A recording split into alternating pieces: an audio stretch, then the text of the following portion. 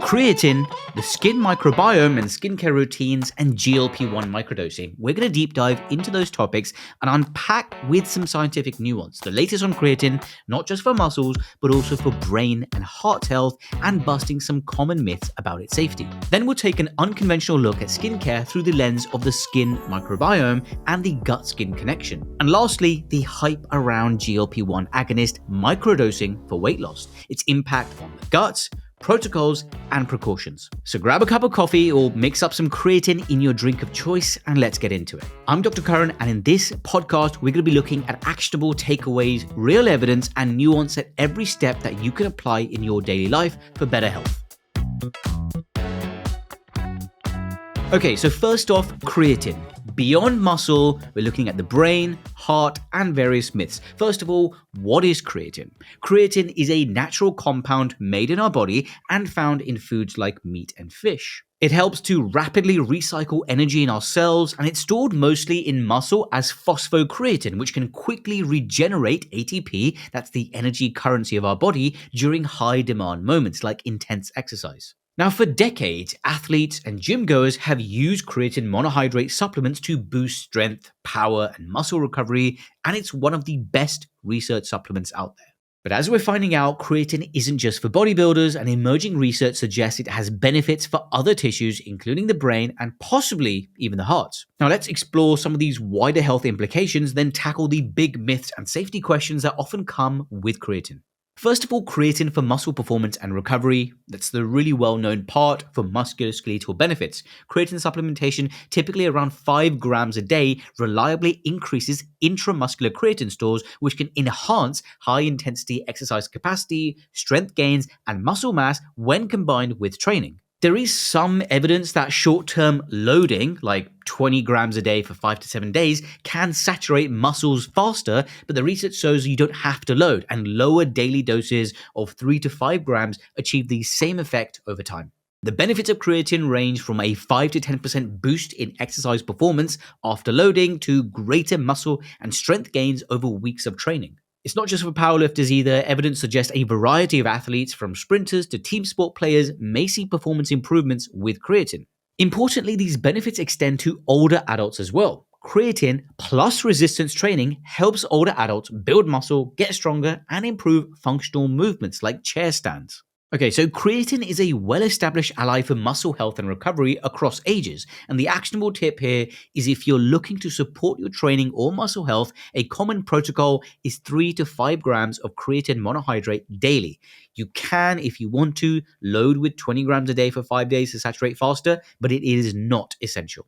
Staying well hydrated can help to minimize minor side effects. For example, creatine pulls water into muscles. Also, quality matters. Stick to creatine monohydrate. That's the form that's most consistently proven effective and safe. Now let's look beyond muscles, brain and cognitive health and creatine. One exciting area of research is creatine's role in the brain. Our brain cells also use creatine for quick energy, and scientists have been exploring whether extra creatine can improve cognitive function or neurological health. So far, the evidence is mixed but intriguing. In healthy adults, creatine supplements show some benefits in specific scenarios. For example, improve short-term memory or mental performance under stress, especially in those who are sleep-deprived or on vegetarian diets, who often have a lower baseline creatine. However, a recent 2024 systematic review and meta-analysis found no significant overall improvement in cognitive function from creatine in the general adult population. In other words, if you're a healthy, well-rested omnivore, creatine isn't a guaranteed brain booster, but certain subgroups might benefit. There's preliminary evidence that creatine can aid brain fatigue and reaction time in sleep-deprived individuals or vegetarians, since their brains may start with lower creatine stores. Specifically looking at the clinical trials on neuroprotection, we know that creatine is being studied as a neuroprotective agent in conditions like traumatic brain injury and neurodegenerative diseases. And this makes sense mechanistically. More cellular energy could help injured or aging neurons. Animal studies and small trials have hinted at benefits. For instance, children with traumatic brain injuries given creatine had better outcomes in some measures. And there's ongoing interest in using creatine to support concussion recovery in athletes. In the realm of neurodegenerative diseases, a pilot study in Alzheimer's patients, the CABA trial, recently tested a high dose, 20 grams a day of creatine for 8 weeks. Now, this primarily was a safety feasibility study, but also reported moderate improvements in working memory and executive function in the creatine group. That is a small, early signal, but an exciting one suggesting creatine might help cognitive performance in a brain energy deficit state like dementia. I will add that the lead researcher noted that these preliminary results suggest creatine has a benefit and it's a great rationale for more clinical trials. So stay tuned because creatine as brain food is a developing story. Now, looking at mood and mental health research, there's also a niche line of research that looks at creatine for depression. Now, some studies, including in women with major depression, found that adding creatine between 5 to 10 grams a day to antidepressant therapy led to faster or greater improvements in symptoms. There was a review that even noted that females have lower brain creatine levels on average, and creatine supplementation in women has been associated with reduced depression symptoms and enhanced brain energy metabolism. Unfortunately, depression is twice as common in women during reproductive years, and altered brain energy metabolism is thought to play a role. While it's clearly early days, it's fascinating to consider that creatine might be one day part of a metabolic toolkit for mental health, but more evidence is needed. So in summary, creatine's cognitive and brain benefits aren't as established as its gym benefits, and some reviews conclude that the overall evidence for cognitive enhancement is inconclusive. But anecdotal and preliminary findings suggest it could help in scenarios of increased demand or deficit, and it's a promising area where we don't know what we don't know yet, a good starting point for more research. Now, what about creatine and the heart or cardiovascular health benefits? This is another frontier being explored. The heart is a muscle too, and under conditions like severe heart failure or ischemia, low blood flow, energy supply is critical. A few studies and reviews have looked at whether creatine can benefit cardiac patients. In chronic heart failure patients, short-term creatine supplementation, 5 to 20 grams a day for a week or so, didn't magically boost cardiac output, but it did improve muscle strength and endurance in some trials. A systematic review of creatine in heart failure found it was safe and possibly improved functional capacity and quality of life. Improving skeletal muscle energy in these patients can help with exercise tolerance. There's also speculation and early research into creatine for cardiac ischemia, like during a heart attack or angina. The idea is that extra creatine might help heart muscle cells survive stress by buffering energy. I will say, so far, no large clinical trials has shown that creatine prevents heart attacks or anything dramatic. Consider this a watch this space topic. And even beyond heart health and muscle, creatine is being investigated in other areas. Metabolic health, there's some research in diabetic individuals looking at creatine combined with exercise to find improved glycemic control. There's even a hypothesis it could help in fatty liver disease. Early findings in animals suggested creatine might help to reduce liver fat buildup. But ultimately, we need human data. Now, there's also some interesting early investigation into bone health. In older adults, creatine plus resistance training has shown not only muscle benefits, but also hints at preserving bone mineral density in postmenopausal women. Stronger muscles and improved training capacity can indirectly help bones, and there might be a direct effect on bone cells as well. Now, it's also worth debunking some common creatine myths around kidneys, hair loss, dehydration, etc. Despite the promising benefits, creatine is often subject to these scary myths. And then let's tackle the big ones head on, citing the evidence along the way. Myth 1, creatine will damage your kidneys. This is probably the most pervasive worry. It's likely because taking creatine can raise creatinine levels in blood tests, and creatinine is a breakdown product that kidneys filter. This can make people wrongly assume that this means kidney strain. In reality, extensive research over 20 years shows no adverse effects at the recommended dose of creatine on kidney function in healthy individuals. In healthy young and older adults, even long-term creatine use has not led to kidney disease. For example, a 2021 review stated unequivocally that creatine supplementation, when ingested at recommended doses, does not result in kidney damage or renal dysfunction in healthy adults. Now, creatine does increase creatinine levels a bit, but this false flag misleads people early on. Unless you have pre-existing kidney disease, in which case always consult your doctor before any supplement, creatine won't harm your kidneys. In fact, if creatine were causing widespread kidney issues, we would have seen a spike in renal problems among the million of users over decades, and that simply hasn't happened. Myth 2 is that creatine causes hair loss and balding. Now, this one gained some traction from a single small study in 2009 on college rugby players. In that study, a high-dose creatine regimen was associated with a rise in DHT, dihydrotestosterone levels. It's a hormone linked to male pattern baldness, which set off the alarm. But let's break that down. This study's results have never been replicated. The observed DHT increase was moderate and stayed within normal ranges. And interestingly, those players had unusually low DHT levels to start with, and no study has actually reported hair loss in people taking creatine. Furthermore, a review of 12 other studies found creatine doesn't significantly change testosterone or DHT levels in general. So unless you're predisposed to baldness and even tiny hormonal fluctuations worry you, this myth is busted. For the vast majority of people, creatine won't make your hair fall out. Myth 3, creatine dehydrates you and causes muscle cramps. You might have heard that creatine makes you hold water in muscles and thus could lead to dehydration or cramping.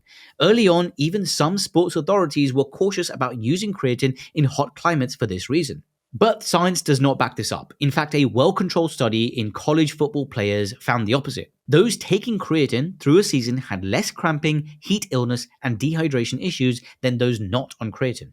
Additionally, creatine has been given to dialysis patients who suffer cramps, and it reduced cramp frequency by 60% in that clinical setting. The consensus is that creatine does cause the body to hold on to a bit of extra water, initially 1 to 2 kilos in weight gain potentially, which is water in the muscle, but this intracellular water isn't harmful. It doesn't dry you out, and if anything, it may improve heat tolerance. Multiple experimental studies concluded that research does not validate the notion that creatine causes dehydration or muscle cramping. Now, a few caveats about creatine. If you have a medical condition like chronic kidney disease, it's wise to talk to a doctor first, not because creatine is known to be harmful, but because those populations haven't been studied extensively. Now, one nuance about creatine that's often missed is how creatine might work differently or similarly in various groups. Historically, a lot of creatine studies were in men, but that's changing. Women can benefit from creatine for performance and health too. In fact, as noted earlier, women might have slightly lower baseline levels of creatine in some tissues like the brain, and there's accumulating evidence of unique advantages. Creatine may help with mood in women, for example in peripartum depression research, and has been studied as a prenatal supplement in animal models. Animal studies indicate giving creatine during pregnancy could protect the baby during birth stress by providing extra energy to fetal tissues. Now, human pregnancy trials haven't been done yet, but it's an intriguing area of possible research for the future. In Australia and New Zealand, researchers are actually considering trials of maternal creatine to prevent birth complications. For active women, creatine clearly helps with strength and anaerobic performance, just as it does in men. And for postmenopausal women, creatine is being used to fight the usual age-related losses in muscle and bone. For example, a year-long trial in postmenopausal women showed creatine plus exercise helped attenuate hip bone loss compared to exercise alone. So ladies, creatine isn't just for the guys in the weight room, it's a safe, inexpensive tool that might support your fitness and healthy aging. Now, creatine use in teenagers, especially athletes, is fairly common, which raises concern for parents. Now, the good news is that limited studies in adolescents have found no adverse effects on growth or health markers when proper doses are used. For instance, teenage swimmers and soccer players who took creatine saw performance gains and no health issues. Creatine has even been given in clinical settings to pediatric patients with certain muscle or metabolic disorders, with reports of improved outcomes and safety labs remaining normal. In fact, one study in children with muscular dystrophy found better muscle function on creatine and no kidney or liver problems. And remember, the body and diet of adolescents produce creatine daily. It's not a foreign substance. That said, most experts recommend that if minors are using creatine, they do so with parental and medical guidance, mainly to ensure proper dosing and purity of the product. Now, looking at your dietary sources and practicality of that, yes, you can get creatine from your diet, but you need to eat a lot of meat. For perspective, a large 6-ounce steak provides around 0.7 grams of creatine.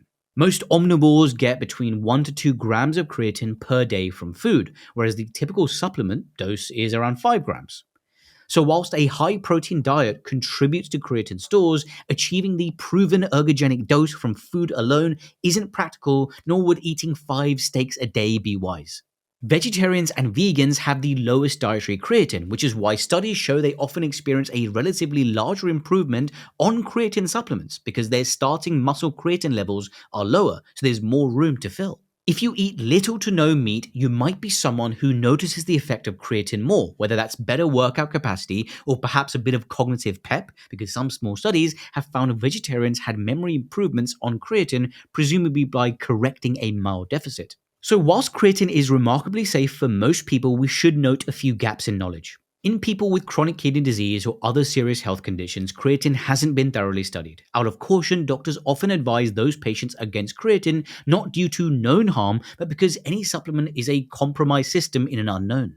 For example, a person with one kidney or reduced kidney function might avoid anything that increases kidney filtration load, even if that load is just extra creatinine in the blood. If you fall in that camp, definitely consult your healthcare provider because this myth was overblown for healthy folks, but in unhealthy kidneys, absence of evidence is not evidence of absence of risk. We also don't have much research on creatine use in pregnancy in humans. Given the promising animal data for fetal protection, some scientists are optimistic that one day creatine might be recommended in late pregnancy, similar to how we recommend prenatal vitamins. But until trials confirm safety and efficacy for mum and baby, this is not standard practice.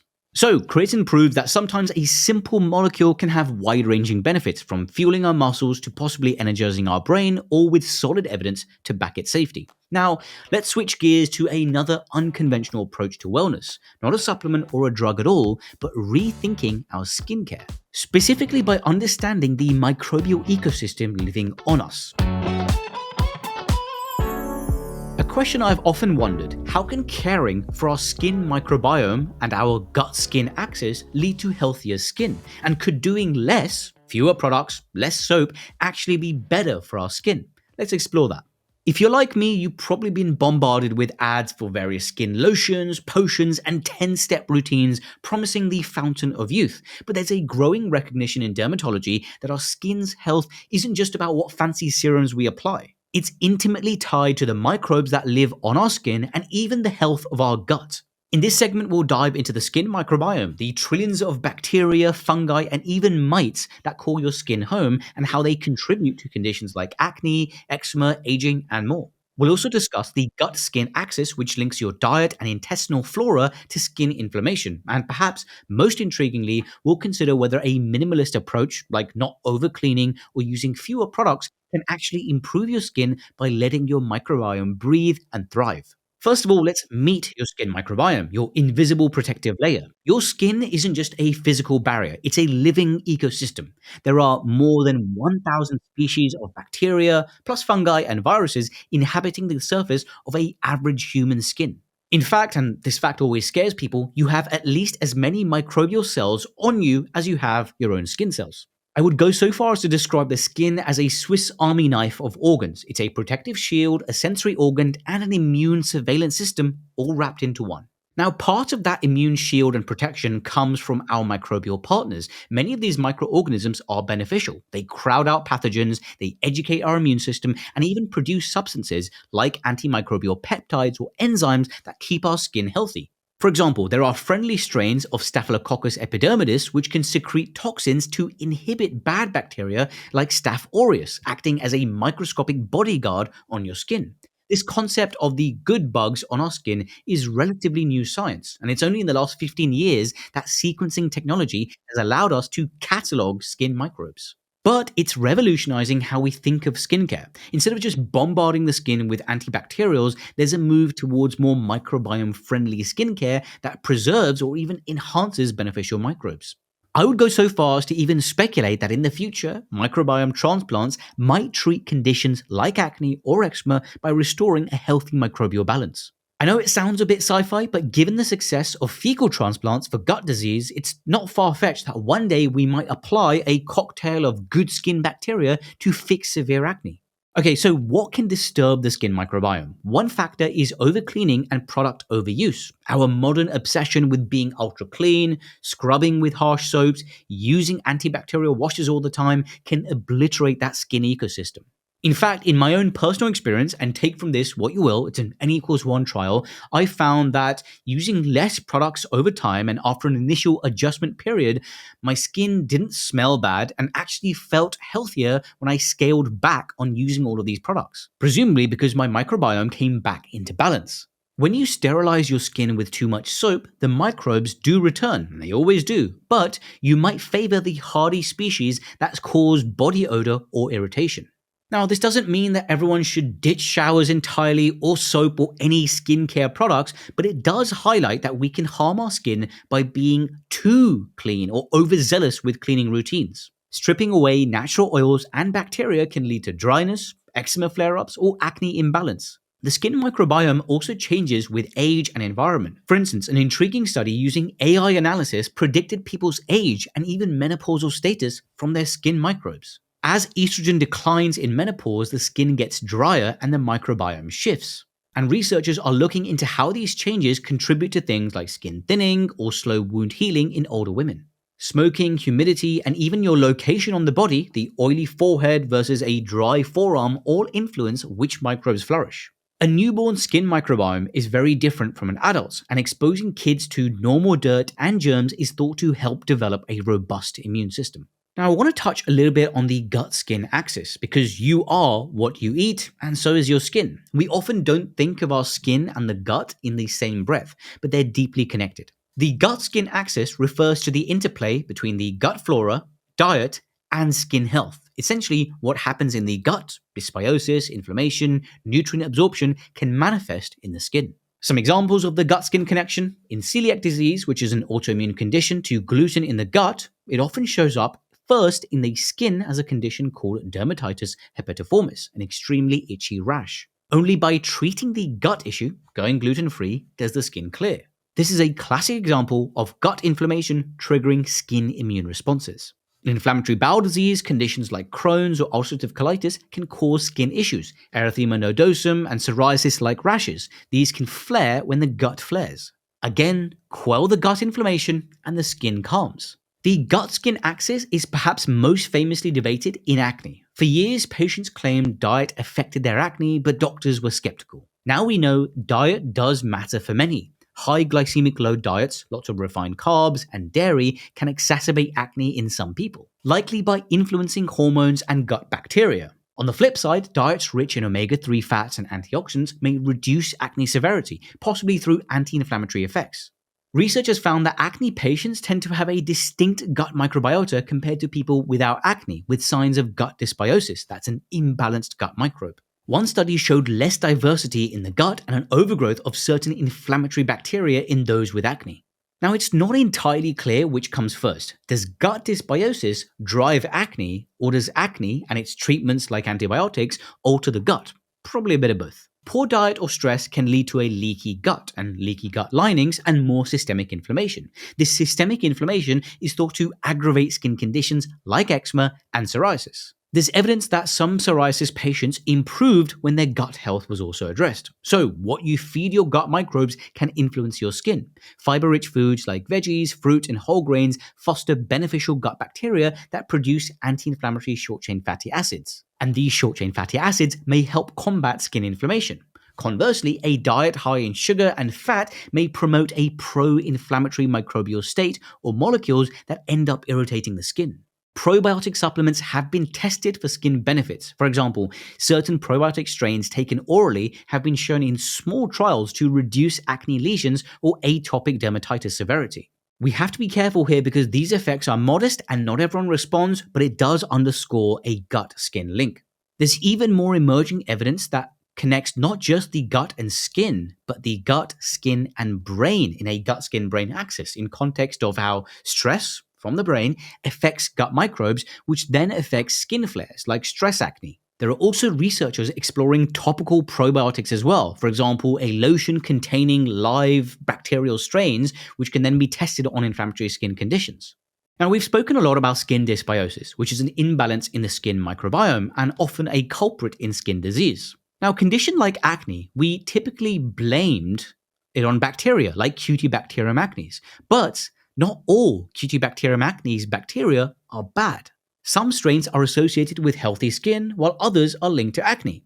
Acne patients often have less microbial diversity and overrepresentation of certain C. acnes strains, plus a relative lack of good microbes. This imbalance triggers inflammation in the hair follicles, and antibiotics help acne by partially killing those bad bacteria, but now we're realizing that long-term antibiotics can also disrupt the gut microbiome and thus the gut-skin axis, which can have consequences like antimicrobial resistance. And that's where researchers come into play at finding more ways to rebalance the microbiome instead of just nuking it. There are ongoing studies of topical treatments that could add back bacterial diversity or targeted phages that kill only acne-causing strains. The bottom line is that healthy skin has a balance of microbes, and in acne, that balance is off-kilter.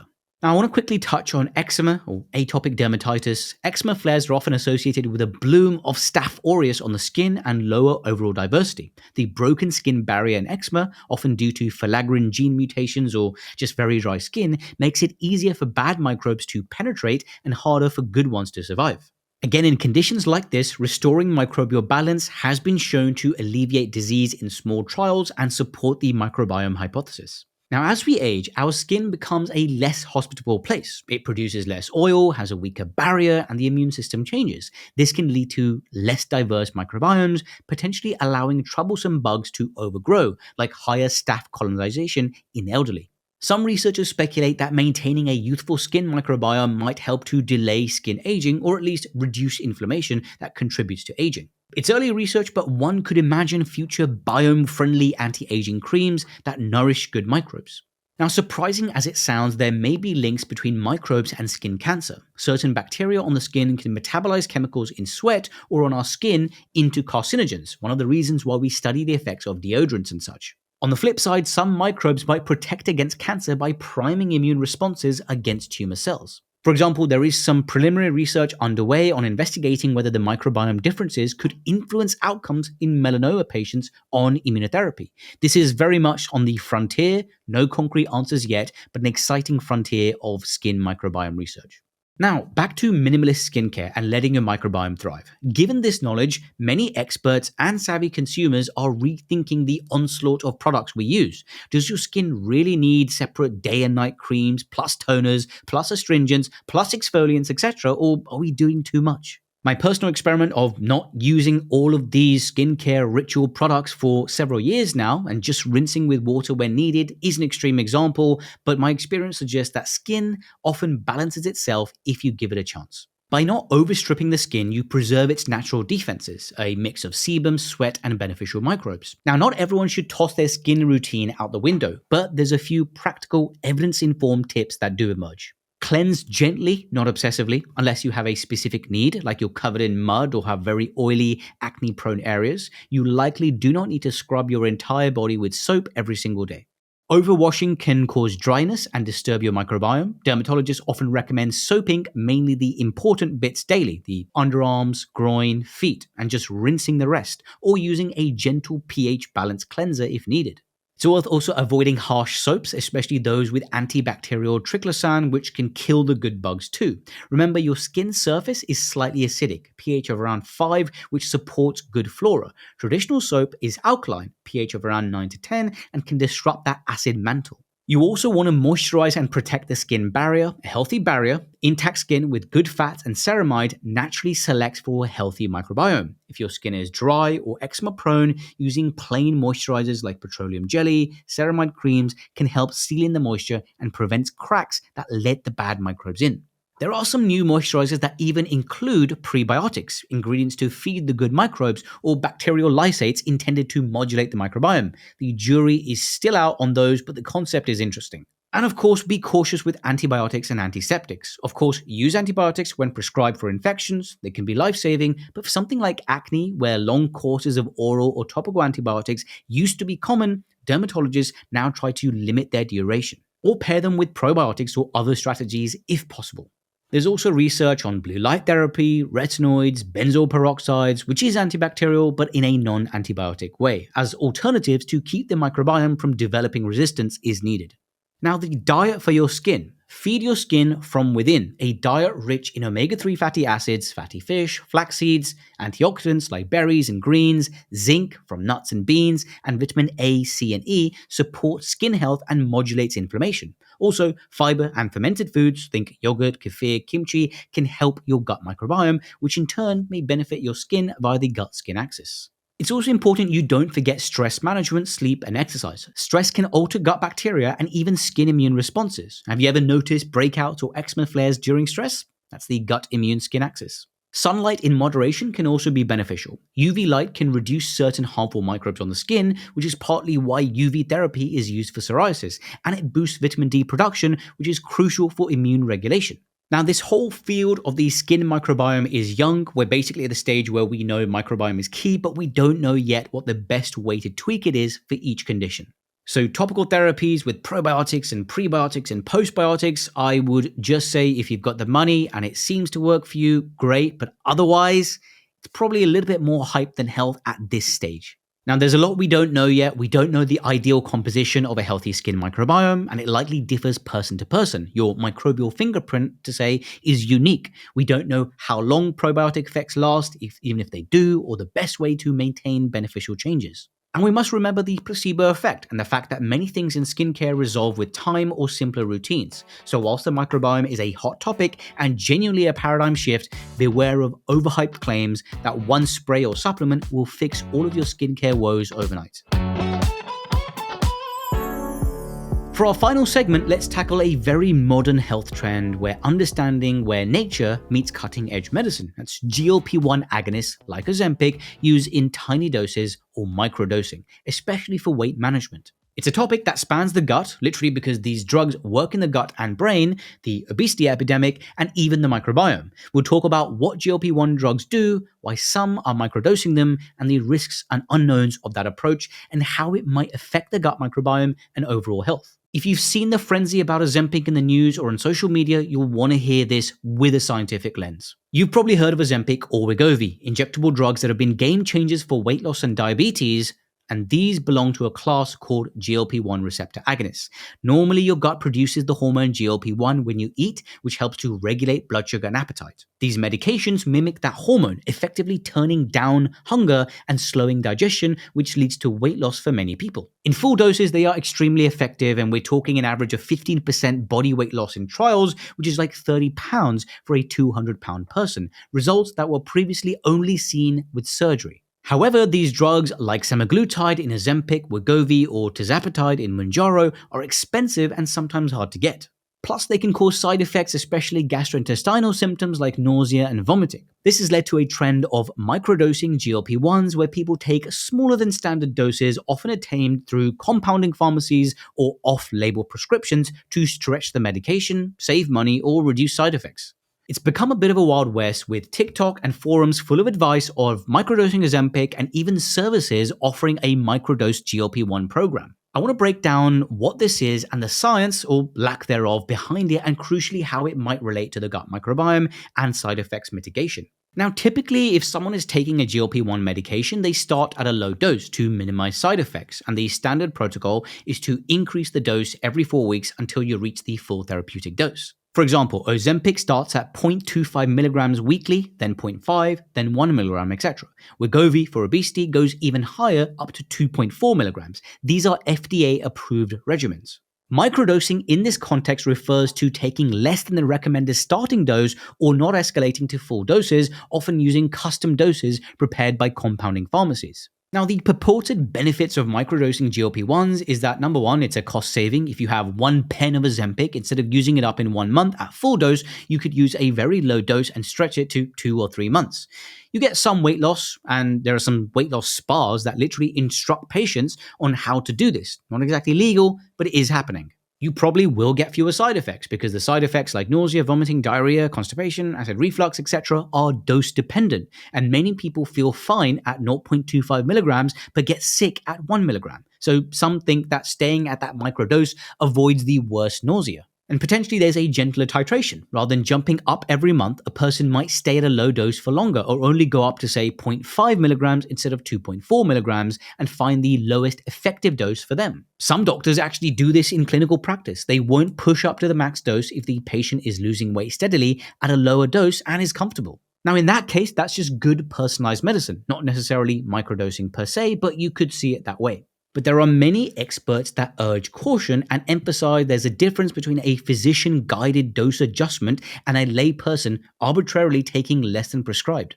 The latter can be risky because officially microdosing GLP-1s is not endorsed by any medical guidelines. And the safety of microdosing GLP-1 medications is not well established because there are potential risks, including inadequate treatment of the condition, since you might not get the sufficient dose to really suppress your appetite or control diabetes, and there could be unpredictable side effects. And importantly, there are no clinical trials that specifically look at microdosing regimens. All the big trials, the STEP trial, the SURMOUNT trial, use the standard titration to a targeted dose. So we don't have data on long-term outcomes for people who intentionally stay at sub-therapeutic doses or yo-yo their dosing. Now, if someone is 5 to 10 pounds overweight, maybe in that situation a microdose helps them a little bit, but someone with obesity might not benefit much from a quarter of the usual dose, and they may just end up back where they started because the appetite suppression isn't enough. There's also the issue of weight regain between doses. One pharmacological issue is that these drugs are designed to be at a certain level in your body for the week. If you underdose, the drug might wear off. And this kind of refers to the idea that if you're kind of on and off with it, you might repeatedly trigger nausea each time you reintroduce it rather than staying at an acclimatized dose. Also, subtherapeutic dosing could lead to more frequent hunger return, which could be frustrating and possibly causing overeating in between, undermining any weight loss efforts. There's also the issue of quality and safety of compounded drugs. Many microdosers rely on compounding pharmacies. These are legal when done properly, but they're not FDA-approved products. The concern here is that you might not be getting what you think. Potency could be off, or there could be contaminants, and there have been reports of people getting compounded semaglutide that caused unexplained side effects, and it seemed ineffective, maybe due to degradation or being the wrong form. For example, semaglutide sodium versus acetate, where one might not absorb as well. And because there's no guidelines on how to microdose, without research, there's no consensus on how best to do it. How low is a microdose? How slow should one increase? Should one stay at a microdose forever if goal weight is reached? As I said before, some doctors unintentionally might microdose if a lower dose seems to work for a patient, but that's done with medical supervision. If people self-manage based on internet advice, it can get dicey. And for example, if someone with diabetes microdoses, they may not get their blood sugar under control, risking complications. And if someone with severe obesity microdoses, they may not lose enough weight to improve their comorbidities, but they think they are doing themselves a favor. And let's not forget that microdose is not a free pass around side effects. Even small amounts of GLP-1s can cause nausea in susceptible people. Now, I quickly want to talk about the gut microbiome aspect, GLP-1 drugs and the microbiome. There is some emerging research that indicates that GLP-1 agonists do alter the gut microbiome composition in mice and in humans. For example, there was a 2025 systematic review that concluded that these drugs have a notable impact on composition, richness, and diversity of gut microbiota. And that in some studies, it promoted the growth of beneficial gut bacteria linked to improved metabolism. It's hypothesized that part of the metabolic improvements from GLP-1 may involve shifting the microbiome towards a healthier profile, perhaps more Akkermansia and lactobacilli and fewer pathogenic strains and firmicutes. On the flip side, changes in the microbiome could also influence how people respond to GLP-1. For instance, differing gut bacteria might be why some have more nausea or more weight loss than others. If someone microdoses versus full doses, the microbiome effects might differ. Possibly a full dose dramatically slows gut transit and alters nutrient availability to bacteria, selecting for different populations, whereas a microdose is a milder change. There's even a question of whether some of the GI side effects, like bloating, are due to microbiota shifts causing gas or fermentation pattern changes. In fact, one mouse study found that semaglutide reduced some pro-inflammatory gut bacteria and increased short-chain fatty acid-producing bacteria, which are usually considered a good thing. This could reduce inflammation and perhaps contribute to weight loss or improve insulin sensitivity. However, a human study with dulaglutide, a GLP-1 receptor agonist, also found no huge changes in gut flora after 1 week. The bottom line is that we're not at a point saying that GLP-1 will fix your gut or vice versa, but the interplay is being studied. Now, because one of the big selling points of microdosing is side effect management, let's address that and provide some practical tips for anyone on GLP-1 agonists. Now, nausea, this is the number one complaint. Microdosing, or going up very slowly, can help your body acclimate. Many doctors already do a version of this by extending the low dose phase for patients who are very nauseous. But even on a microdose, some patients get queasy. Tips to manage nausea include eat small, slow meals and avoid high-fat and very sugary foods, which tend to be harder to digest and can trigger nausea on a slow-moving stomach. You can also consider ginger or peppermint, which are natural nausea soothers. Also, stay upright after eating for 30 minutes and don't lie down, as gravity helps the stomach empty a bit and prevents reflux. Another side effect is potential constipation, and ironically, some get diarrhea, others get constipation on GLP-1s. A slow gut can mean that things move sluggishly, and you need to ensure you have enough fiber and water in your diet, but don't suddenly triple your fiber overnight or you might bloat. So a quick recap, always involve a knowledgeable healthcare provider in any decisions if you're considering microdosing. Because of the cost, definitely speak to a healthcare provider. And don't source medication from any sketchy internet shops without prescription. We lack long-term data on microdosing outcomes, so proceed with caution. My take-home points are this: GLP-1 agonists are powerful tools for weight loss and metabolic health, but using them in unconventional ways like microdosing is largely uncharted territory. It may help some individuals tolerate the medication better or save money, but it comes with potential downsides like uncertain efficacy, safety concerns with compounded drugs, and a lack of official guidelines. If you're on a GLP-1, focus on supporting your overall health, nutritious foods, high fiber, high protein, staying hydrated and active, and use strategies to counteract the side effects. Okay, so we've covered a lot of juicy science in this episode. There's a lot to take home, from creatine enhancing muscle, brain, and debunking its myths, to the holistic concept of the skin microbiome and how less can be more in skincare, and finally the high-tech world of GLP-1 agonists and experimental practices of microdosing them for weight loss. Now, despite these topics being very different, a common thread emerges: the importance of scientific nuance and an individualized approach. Whether it's deciding to take creatine, tailoring your skincare routine, or just simply adjusting a medication dose, the best outcome comes from understanding the underlying science and listening to your body and consulting with appropriate experts. And by appreciating the nuance, we become better advocates for our own health. Anyway, thank you for listening all the way through this science-packed episode. And if you have any questions or topics you'd like to hear in future episodes, drop a comment below. In the meantime, be kind to your muscles, your microbes, and everything in between. Stay healthy and curious, and I'll catch you next time, you hemoglobin smugglers.